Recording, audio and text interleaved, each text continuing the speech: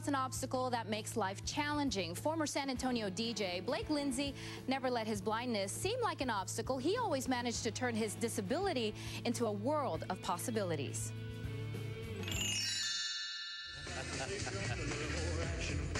Cut back on all the yakety yak and let's have a little more action, shall we? It's 8:40 now at News Talk 550 KTSA. Whenever one of San Antonio's top radio stations has a surprise visit from an old friend. He's not old, but our friendship has been around for...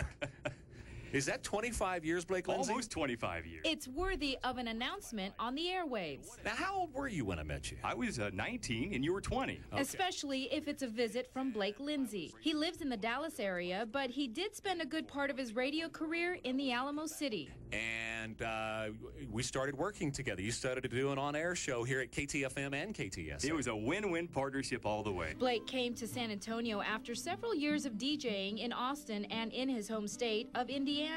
He surprised friends, co-workers, even listeners, because every time he got behind the mic, you couldn't tell he was blind.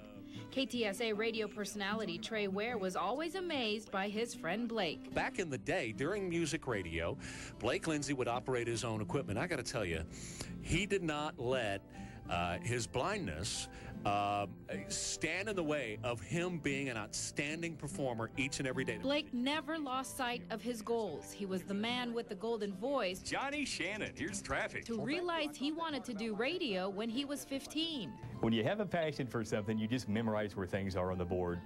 I remember in high school when I went to the J. Everett Light Career Center, the first day I thought, man, this is more complicated than I thought.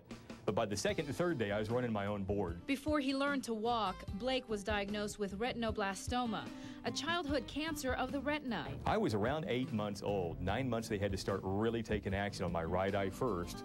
They removed my retina, and then a month later they did my left side. But he never wanted his blindness to leave him in the dark. In fact, you know, any obstacle that I've had, I've tried to turn that into an opportunity to inspire others. One of them was a loyal listener, Jennifer. They met while he DJ'd at a Dallas radio station. She saw that everything I was able to do was positive. Blake and Jennifer soon married. Since then, he's felt lucky to see the world through her eyes. Jennifer understood that I had a good attitude and that I was going to be a hard worker.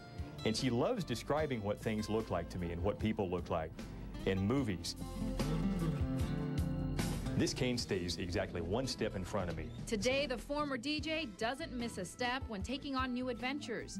Honored by the Texas Radio Hall of Fame, recognized by the San Antonio Business Journal, and owning Blaze & Blake Productions, doing voiceover work for stations across the country.